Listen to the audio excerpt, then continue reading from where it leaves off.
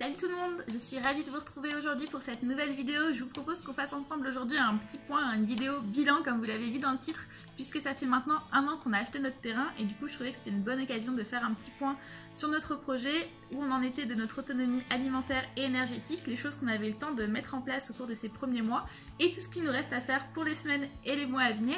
Je vous propose qu'on parle de tout ça tout de suite, c'est parti!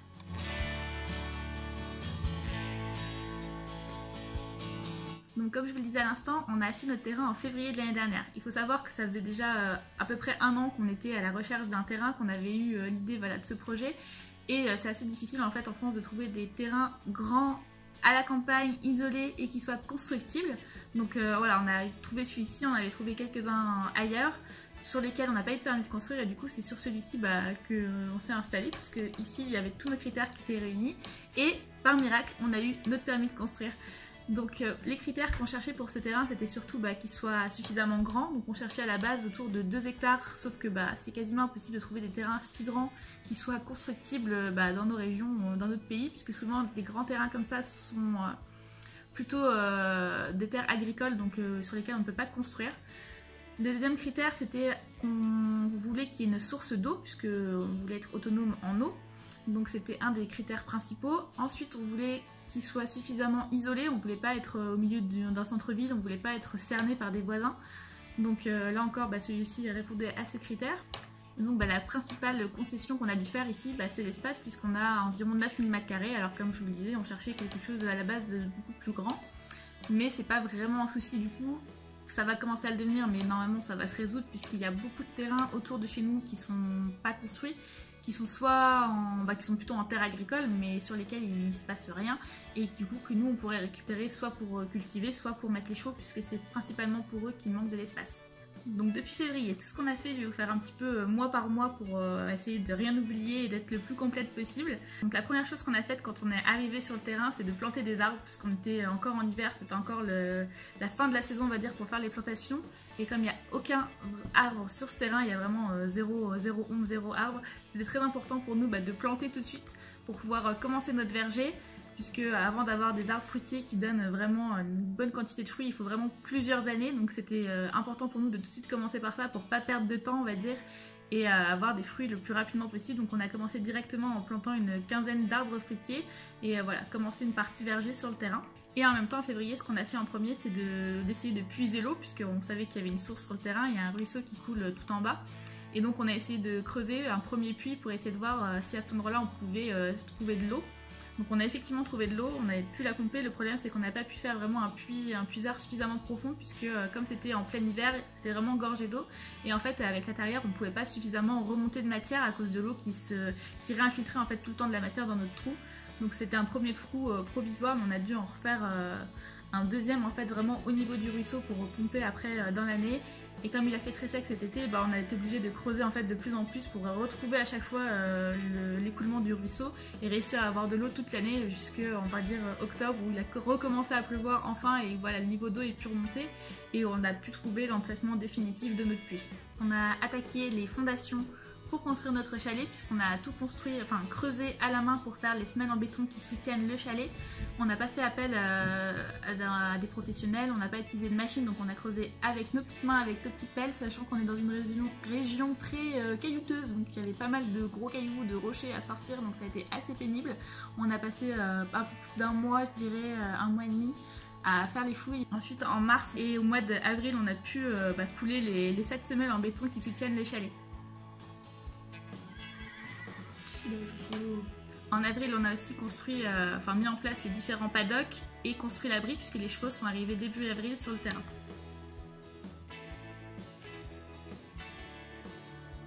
La construction du chalet a débuté le 1er mai. On a profité du week-end et des jours fériés pour pouvoir faire appel à nos parents pour nous filer un coup de main. Mais franchement, on ne regrette pas du tout notre choix ce choix du chalet en madrier, puisque c'est vraiment hyper pratique, c'est hyper facile à mettre en œuvre. En fait, c'est vraiment comme les petits chalets en bois qu'on achète quand on est enfant, il n'y a que à empiler. Donc en fait, vraiment, la construction des murs a pris en gros 2 jours. Après, sur tout le reste du mois de mai, on a posé le toit.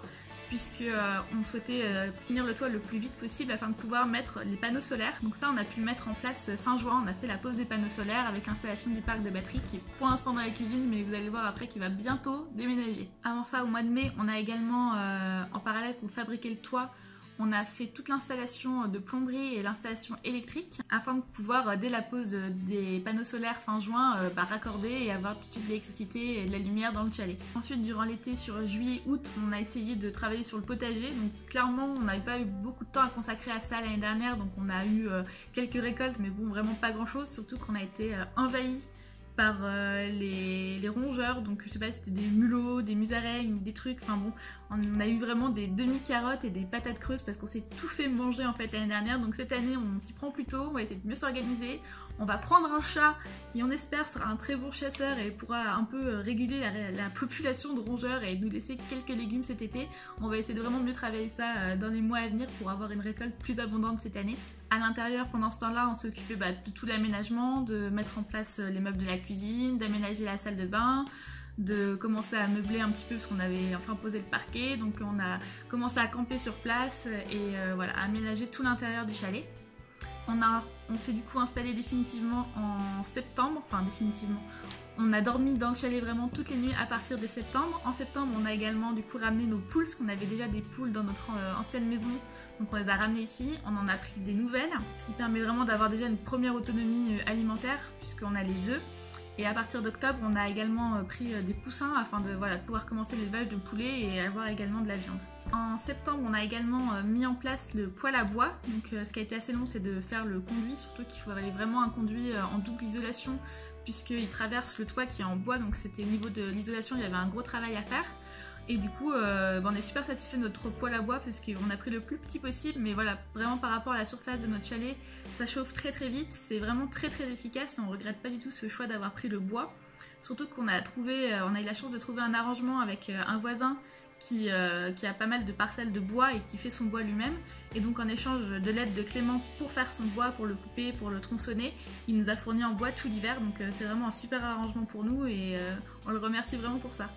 Ensuite, dès le mois de novembre, c'était de nouveau l'hiver, c'était de nouveau la période idéale pour planter des arbres, donc on a replanté des arbres fruitiers, on a mis des nouveaux pêchers, on a mis énormément de pruniers, on a quelqu'un qui habite pas très loin de chez nous, un monsieur adorable qui a un très très grand jardin, un très très grand verger, qui nous a donné au moins une trentaine de pruniers. On a également planté des noyers, des châtaigniers, on essaie de planter du tilleul, enfin vraiment on a planté plein de choses, donc on espère que tout ça va vite grandir et qu'on va pouvoir récolter plein de choses. En janvier, on a, comme vous avez pu le voir sans doute la vidéo précédente ou deuxième précédente, je me souviens plus, on a fait un nouveau poulailler donc un petit peu plus grand. On a également en janvier installé une éolienne, donc c'est une éolienne normalement qui était vendue pour 800 watts. Mais malheureusement, manque de vent finalement sur notre terrain, même si on trouvait que ça soufflait pas mal, on s'est dit que ça pouvait valoir le coup d'essayer, mais finalement on n'a pas du tout le rendement espéré. Donc ça nous a quand même pris pas mal de temps puisqu'on a trouvé le mât, on l'a mis en place, on l'a scellé avec du béton. On a un autre voisin, on a vraiment des voisins sympathiques, qui est venu nous aider avec son tracteur, qui est monté dans la fourche de son tracteur pour nous aider à soulever le poteau de l'éolienne, pour la mettre en place. Donc pareil Baptiste, on te remercie beaucoup. Et donc voilà, on voulait vraiment essayer pour pouvoir compléter, puisque cet hiver, malgré nos 12 panneaux solaires, il y a des jours où c'était un petit peu juste. Alors par un petit peu juste, on n'était pas dans la galère, hein, c'est juste qu'on pouvait pas forcément faire de lessive ou lancer le lave-vaisselle les jours où on le souhaitait. Donc, ça demande juste un petit peu plus d'organisation pour décaler ce genre de tâches ménagères. Mais bon, c'était pas une grosse galère, mais on s'est dit que ça pouvait valoir le coup d'essayer, voir ce que ça valait. On a pris une éolienne vraiment pas très chère, qu'on a fait venir de Chine, c'est pas très écolo, qui finalement ne fait pas du tout le job. Donc si vous voulez installer une éolienne chez vous, on vous déconseille quand même plutôt les éoliennes un peu cheap qu'on trouve sur internet, puisque les indications des vendeurs sont pas forcément fiables. En fait là, pour une éolienne vendue, je vous disais, pour 800 watts, au max qu'on a eu, parce qu'on a quand même eu pas mal de vent cet hiver, on a eu vraiment des rafales jusqu'à 90 km/h. Et même dans ces jours un peu de tempête, on n'a jamais réussi à monter à plus de 200 watts.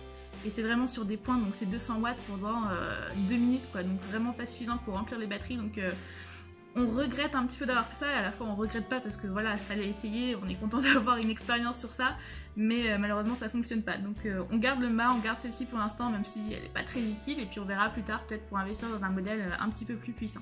On a également fait au mois de janvier les fondations pour notre garage, puisqu'on va en train de faire une extension garage de 20 mètres carrés accolée à l'arrière du chalet, qui va nous permettre d'avoir un peu plus d'espace de rangement et qui va servir d'atelier pour Clément pour qu'il puisse bricoler ailleurs que sur la terrasse quand il caille l'hiver, ou ailleurs que dans le salon. Donc en janvier, on a fait les fondations, donc les fouilles et les supports en béton pour les murs. En février, on a monté les premières rangées de parpaings puisqu'il va être semi-enterré, et la partie en ossature bois au-dessus. Et là, en mars, on a fini la toiture, et on va normalement dans les jours qui viennent faire une dalle en béton à l'intérieur. On a aussi attaqué là au mois de février les semis. Comme je vous disais, cette année on va essayer d'optimiser un peu plus notre potager, donc on a commencé les premiers semis, les premières plantations en direct pour certaines variétés un peu plus résistantes.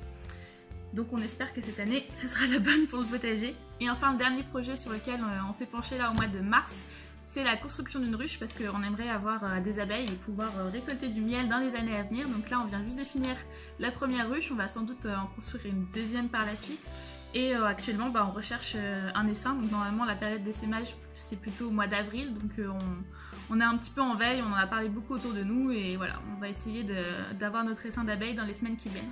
Donc voilà pour cette première année de projet autonome dans notre chalet. Dans les mois qui viennent, on va donc faire la dalle en béton dans le garage pour pouvoir vraiment utiliser cet espace et le transformer en atelier et espace de rangement.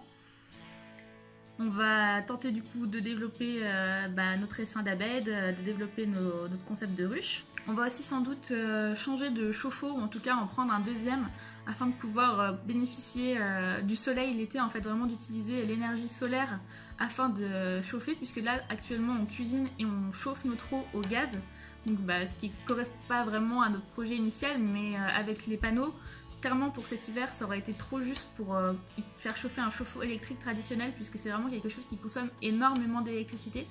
Donc là on est en train de voir pour en acheter un deuxième qui permettrait, grâce à un circuit solaire, de chauffer l'eau en été quand il y a vraiment du soleil, et de basculer quand il n'y aura pas de soleil pour cet hiver sur un système de bouilleur en récupérant la chaleur du poêle. Donc là on est en train d'étudier ça, donc on espère que ce sera possible de le mettre en œuvre dans les mois qui viennent, afin de réduire notre consommation de gaz. Et au niveau de l'extérieur, on va essayer d'avoir une récolte un peu plus abondante au niveau du potager, d'optimiser vraiment ça. On va aussi voir pour louer ou acheter du coup des terrains proches d'une autre, afin de pouvoir agrandir l'espace de vie des chevaux et éventuellement pouvoir les nourrir à l'herbe plus longtemps, voir si vraiment on a une grande surface, pouvoir faire notre foin nous-mêmes pour être autonome au niveau de l'alimentation des animaux. Voilà, cette première vidéo bilan de cette première année est maintenant terminée. Si vous avez des questions, n'hésitez pas à nous les poser en commentaire, on sera vraiment ravis d'y répondre. J'espère que cette vidéo vous aura plu. Je vous ferai découvrir dans les prochaines vidéos la suite de nos projets, ceux dont je vous ai parlé à l'instant, et puis sans doute plein d'autres. Donc n'hésitez pas à vous abonner à la chaîne et à liker cette vidéo. Je vous dis à la prochaine, salut!